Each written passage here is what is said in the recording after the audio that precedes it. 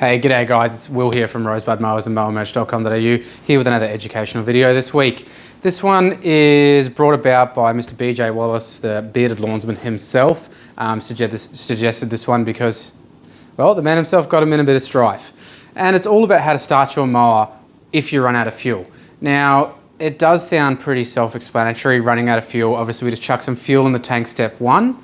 But a lot of people do have trouble getting their machines started once basically they've run out of fuel, because there is generally a fuel or air lock in the system, not allowing the fuel to then pump straight out of the tank back into the carburetor or the fuel injection pump. There are a couple of tips and tricks to this to get your machine started easily. I guess the biggest thing that we see from people is they just keep cranking their machine on choke and not getting their machine started, and then ended up flattening their battery and being stuck out on site. Not a super common one, but there's definitely some cool tips to better get your machine started. So this is a SCAG Patriot here. It has got the Donaldson filtration kit on it, which most commercial mowers will have. So this will work with a huge amount of different machines. So the first step you're going to do obviously is filling your machine back up with fuel. Then we're going to take off our air filter cap. Now I've already taken out the external air filter here, and I'm just got my little blue one in here for speediness of the video.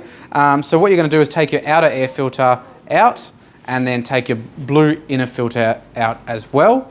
Now obviously you can see one end is open and one end is completely blocked off. So what you can do is create a huge amount of extra vacuum with this. So you're going to take it out and then you're going to slide it back into the air filter just like so, and what that's going to do is completely block off any sort of air circulation, and this is going to suck through fuel incredibly quick.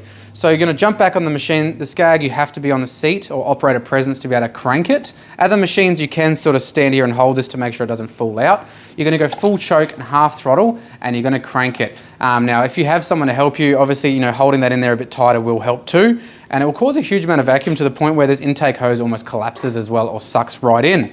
That is going to bring fuel pressure directly through the system, and it's going to start your mower real quick. Once it starts, give it a second to gurgle and goggle. It's going to blow a bit of black smoke because of the excess amount of fuel pumping through. Drop your choke down, and then the machine will probably conk out. You can come back here and take this out, switch it back the right way, and chuck your outer filter back in as well. Jump back on the machine, and then go half throttle and full choke again, and the machine will start up. If it doesn't do it the first time or then cuts out again, repeat again, step 1 to step 3, and your machine should fire up straight away, and there's no risk of flattening your batteries. That's pretty much it for that. We're going to talk about different fuel systems as well and running out of fuel. So I'm going to set myself up over here, and I'm going to show you guys what a high pressure fuel pump looks like as well. All right guys, so continuing on the point of running your machine out of fuel. A carbureted machine, it's not a huge deal, and you could just follow those steps like we just talked about. A machine that is fuel injected, which is becoming hugely more common in our industry. A lot of the SCAG commercial machines are using fuel injection. The Wrights in their larger ZKs are using fuel injection. Ferrises are going that way. Hustlers as well. Fuel injection, it's obviously, better fuel consumption, better for emissions, and there's a whole bunch of reasons why our industry is going fuel injection. Now, the biggest thing, if you run out of fuel in a carbureted machine, it's not a huge ordeal. It's not going to do any damage to your machine. It's just going to be a bit of a, time to get that airlock back out. However, on a fuel injected machine, it can potentially do a large amount of damage to your high pressure fuel pump. So this is a high pressure fuel pump. Inside here is a fuel pump, much like you'd see in the automotive application. And these are pretty expensive. So what we see, a lot of the guys who are jumping on fuel injected machines and then potentially running out of fuel, any time that a high pressure fuel pump runs dry, there's nothing in there to cool the pump. They are cooled by the fuel that runs through them. So you are at risk of burning out your pumps. This is a huge issue in our industry at the moment, and I'm replacing more and more of these high pressure fuel pumps. This high pressure fuel pump, this is for a Vanguard.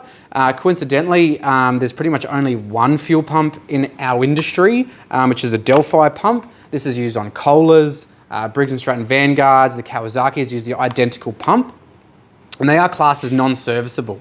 So basically what I've seen in the last couple of years with fuel injection is people running their machines out of fuel and then burning out their pumps because they're trying to crank them, and their fuel pumps are just basically running dry and burning out really quickly. So it's imperative, guys, if you're running a fuel injector machine, try not to run them out of fuel. Be proactive about watching your fuel consumption because these are expensive. Now, I've also seen machines in the higher horsepower range have damage to the pumps for this reason, causing hunting issues, hot starting issues, all sorts of different issues, power loss, running hot, running lean. If they're still pumping fuel, I have actually pulled them apart and serviced them. And inside you do often find quite a few little bits of metal fragment as well. So if you are having sort of power loss issues or fuel pressure issues or hot starting issues, then you know, if your pump's still working, you can pull them apart, clean them out, and service them. Obviously the manufacturer is not going to recommend you do this, but it is a complete possibility. So this particular part, like I said, is the Briggs and Stratton one. Again, it's used throughout the entire EFI systems in our industry, Vanguards, Kohler, Kawasaki, etc. Part number on this one is 593890, and I think off memory they're about $300, so they're not cheap. So try not to run your machines out of fuel if you're running EFI. If you've got any questions regarding this, hit us up, mowermerch.com.au, Rosebud Mowers. Have a great day, guys.